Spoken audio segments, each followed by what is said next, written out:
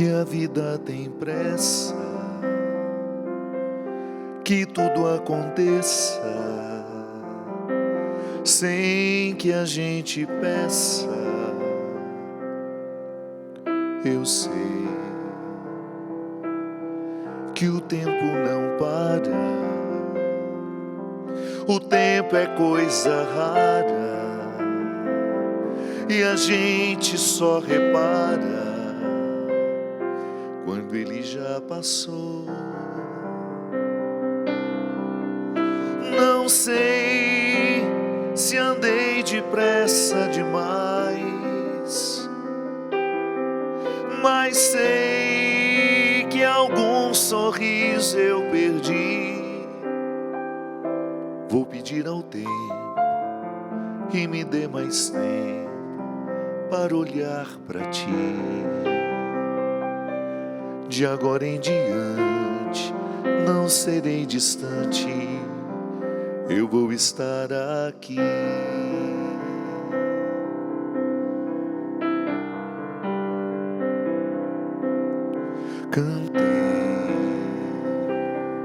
Cantei a saudade na minha cidade e até com vaidade cantei, andei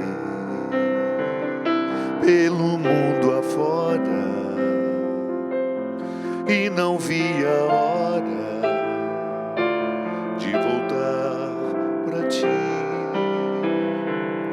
Não sei se andei depressa demais, mas sei que algum sorriso eu perdi.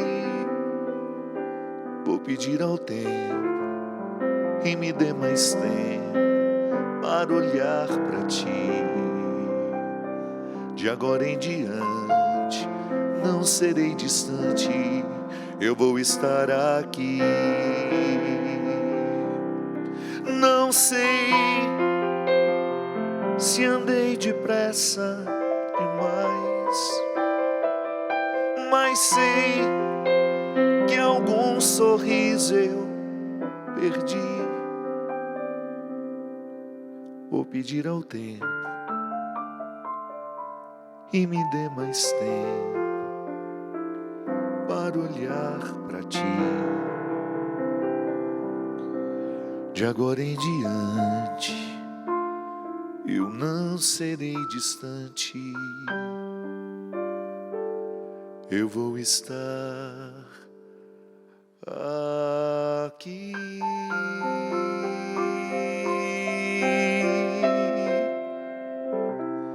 Boa noite, é com muita alegria que nós começamos mais um programa Direção Espiritual. Boa noite, Rafinha, muito obrigado pela sua presença. Queremos agradecer a Spala, melhor loja de instrumentos musicais aqui do Vale do Paraíba, que nos permite ter este piano Yamaha tão bonito. Eu gosto muito dessa música, foi gravada pela grande cantora Marisa, o maior nome da música portuguesa hoje no mundo, que eu tenho a alegria de poder dizer que é uma querida amiga. O tempo não para é o nome da música. E nós sabemos disso, que o tempo não para mesmo. Mas nós vivemos como se ele parasse. Quantas vezes você perdeu tempo? Quantas vezes você não teve a consciência acordada para que as pessoas que você ama estão morrendo? A consciência acordada para entender que aquilo que existe de mais precioso na vida está terminando. É claro que nós não podemos viver neuroticamente pensando na morte das pessoas que nós amamos. Não, não se trata disso. Mas se trata de sabiamente escolher viver melhor o tempo que nós temos com elas. Eu acredito, minha gente, que um bonito resultado da vida espiritual em nós é a consciência acordada para o momento presente. Eu sei que às vezes nós cristãos, e de maneira muito especial ocidentais, a nossa vida mística nem sempre inclui a contemplação. Nós somos muito dispersos, temos uma dificuldade enorme de estabelecer a comunhão com o sagrado por meio da contemplação, porque nós somos apressados. Na pressa não se contempla. Pode observar, muitas vezes a nossa espiritualidade, ela é cultivada por meio de uma religiosidade que passa muito pela repetição. A contemplação, o silêncio, dificilmente fazem parte da nossa vida de oração.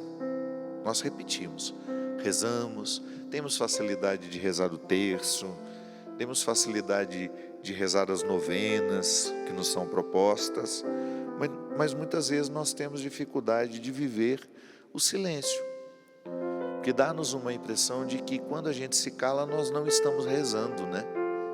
E estamos.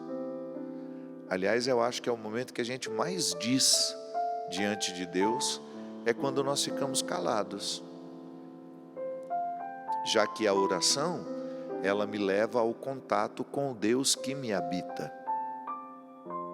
Também é um equívoco pensar que rezar é olhar para o céu para falar com um Deus superior acima de todas as coisas que mora na eternidade. Não. Definitivamente não foi o que Jesus nos ensinou. Você pode ter este princípio religioso em outras religiões, mas não na vida cristã. No cristianismo, não. Na religião ensinada por Jesus, Deus mora no interior de cada um de nós. Não estou inventando isso.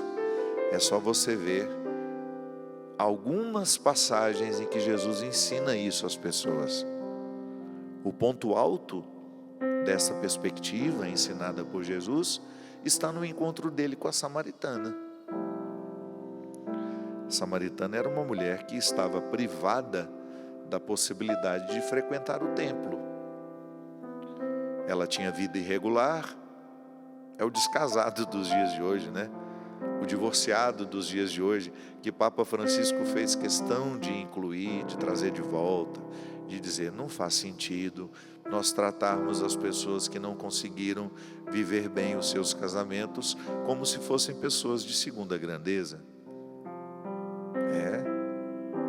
Um mínimo de reflexão cristã e nós vamos entender que as pessoas que mais precisam do médico são aquelas que estão doentes. Jesus falou isso tantas vezes e a gente não aprendeu isso até hoje. Nós temos um prazer quase que sádico de desprezar quem errou, como se nós também não errássemos, né? Acho que apontar o erro do outro nos dá o temporário prazer de pensar que nós não erramos também, ou acusar o erro do outro nos dá a sensação de que o nosso erro fica escondido e o outro não vai percebê-lo. Papa Francisco lutou contra todas essas hipocrisias. Sim, o divorciado precisa ter um espaço na igreja. Nós precisamos ter mais momentos com eles. Eles não podem se sentir cidadãos de segunda grandeza, cristãos de segunda grandeza, não podem. Só porque nós erramos? Se a gente for levar a sério a questão do pecado, nem eu que sou padre posso comungar. Enfim, Jesus diz à samaritana, que era uma divorciada no seu tempo, que estava também privada de ir ao templo, que ela não se preocupasse com isso. A restrição de ir a um templo material não impedia de viver a melhor experiência que um ser humano pode viver do ponto de vista religioso, que é encontrar Deus dentro de si. Ele dizia, vai chegar um tempo, e quando Jesus fala isso, dá-nos a certeza de que ele está falando de um processo evolutivo, de que nós espiritualmente iríamos evoluir para entender que não é dentro do templo que Deus pode ser encontrado, mas dentro de cada um de nós. Nós estamos aqui dentro de um templo lindo, que é o convento de Santa Clara em Taubaté. É claro que essa arquitetura, esses altares, para nós que somos católicos, apostólicos romanos, as imagens nos inspiram. É claro que estar aqui dentro facilita a minha oração, mas seria uma idolatria dizer que Deus está mais neste templo do que no coração de uma pessoa. Por que eu venho ao templo material? Para entrar numa comunhão com o Deus que me habita. A arquitetura tem uma intenção. Ou você acha que os arquitetos não trabalham com intenções? Sim, os arquitetos são especialistas em ler sonhos e intenções. O bom arquiteto é aquele que é capaz de ler as suas necessidades. O que a pessoa quer quando vai construir uma casa?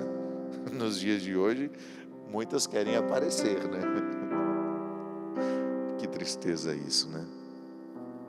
Aí depois chama a revista para fotografar a casa e mostra a casa na televisão. Meu Jesus! Muitas pessoas querem aparecer, mostrar o poder que tem. Olha como a minha casa é linda. Olha como a minha casa é majestática. E os arquitetos são espertos, eles sabem ler. Aí gastam para fazer aquela casa que depois pouco trará alegrias. Porque o que torna uma casa bonita não é a arquitetura, não são os móveis. O que torna a casa bonita e agradável é o sentimento que ela nos inspira quando a gente entra dentro dela. Então, a arquitetura deste templo me ajuda a entrar dentro de mim. Me ajuda. Mas infelizmente, muitas vezes eu não sou capaz de viver a espiritualidade que me coloca no tempo presente. Volto a dizer, Jesus, ele tinha uma espiritualidade altamente elevada para nos fazer entender que Deus mora dentro de nós. Que se eu quiser viver um momento de intimidade com Ele, eu terei que fechar as portas dos meus olhos para olhar para dentro. E aí sim, eu acordo a minha consciência. A minha consciência é que me coloca no mundo. Outro dia até falamos sobre isso. Uma consciência dispersa, ela será incapaz até mesmo de reconhecer o próprio pecado. Porque aquela pessoa não tem o hábito de se rever, ela não faz o famoso ato de consciência que minha mãe não deixava a gente dormir sem fazer, que é aquele momento do dia que você olha para a vida que você viveu e honestamente se responde se você foi o ser humano que você poderia ter sido. Consciência acordada é aquela que me acusa imediatamente após o erro que eu cometo. Por isso que uma consciência laxa, isso é, que não tem mais referencial moral, ela permite tudo. A pessoa nem se incomoda com o mal que faz. Porque às vezes a gente vê algumas pessoas tão maldosas, mas tão maldosas, elas são capazes de trazer tanta desgraça para a vida do outro, e a gente fica pensando, né? Como é que ela chegou a esse nível de crueldade?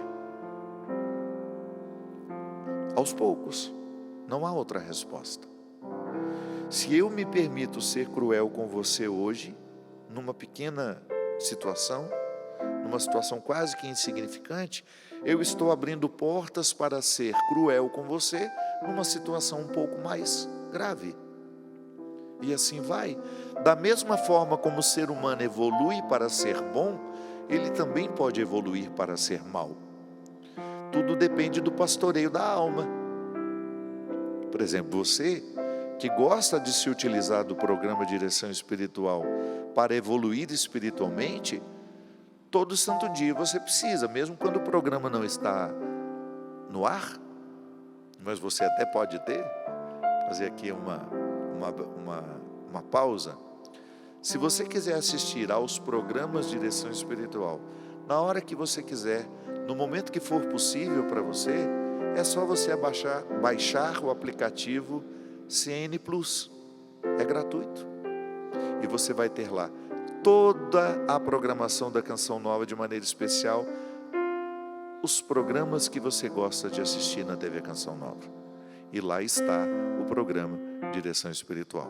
Baixe o aplicativo CN Plus e tenha acesso a qualquer hora do dia da noite ao programa Direção Espiritual. E outra, recomende a alguém. Hoje as pessoas estão muito necessitadas de espiritualidade, e eu sei que o programa pode ajudar muita gente. Então, se você faz uso do programa Direção Espiritual para cultivar um pouco mais a sua espiritualidade, você necessariamente terá que viver o seu confronto. Como você viveu o dia de hoje? O que você escolheu falar? O que você escolheu fazer? Tudo isso é importante para você pensar, refletir, porque é assim que a gente muda.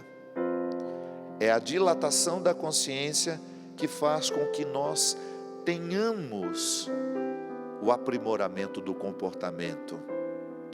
Quanto mais a consciência estiver dilatada para perceber o erro, muito maior será a nossa disposição a corrigir os erros que a gente comete.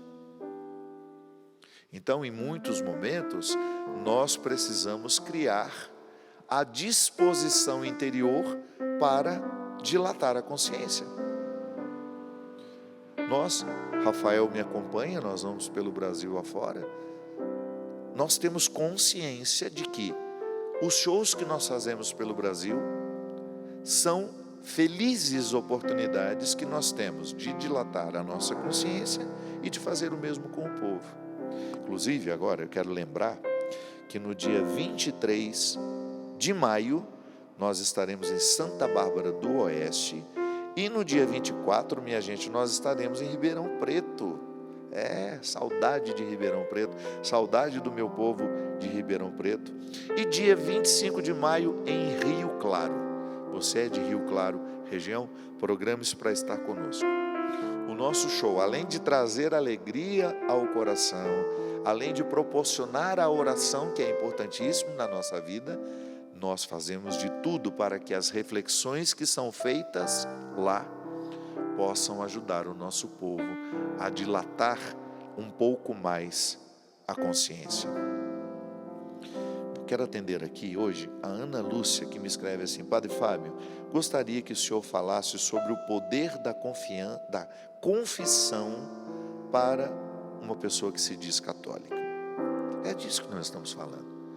A confissão é um momento sacramental, porque Jesus está ali representando o próprio Cristo.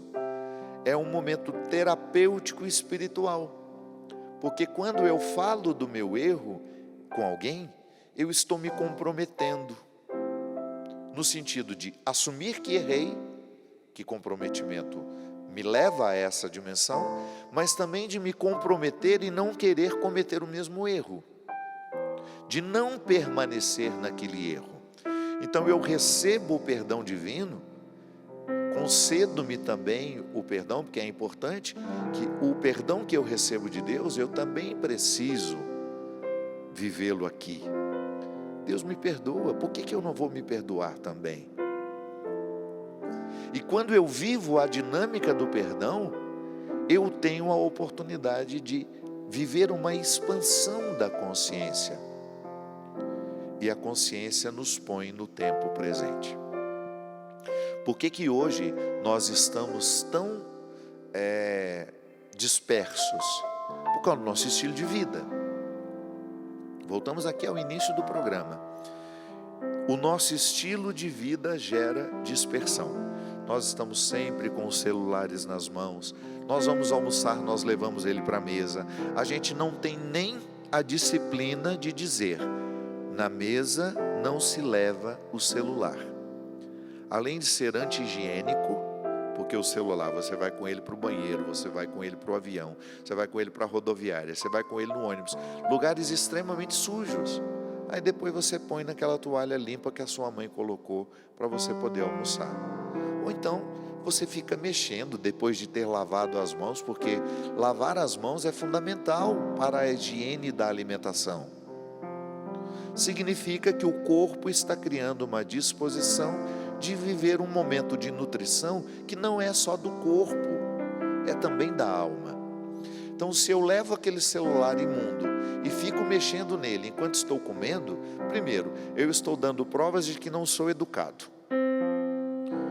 E segundo, eu estou dando provas de que a presença do outro que está comigo não me importa, não me interessa. Cometemos 2 erros: o erro contra a higiene e o erro de ficar demonstrando que a presença do outro é menos importante do que aquelas pessoas com as quais eu estou conversando através do celular. Então nós somos dispersos. A gente vai para um show, a gente filma mais do que assiste. A gente está vendo uma série, a gente está mexendo no celular.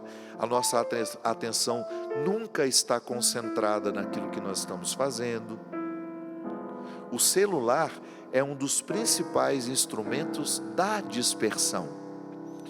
Então, quando eu estou disperso, eu tenho dificuldade de estar vivendo o momento presente. Imagina se eu estivesse aqui, gravando este programa para você, mas mexendo no meu celular. Não, eu não mexo nele porque eu tenho que ver ou a letra da música que eu vou cantar, ou a agenda que eu vou falar para vocês, dos nossos eventos, ou a pessoa que eu vou atender. Mas o ideal é que eu não tivesse o celular na mão, que eu tivesse aquelas fichinhas. Lembra do passado, que a gente tinha as fichinhas? Não é que eles não façam, eles fazem.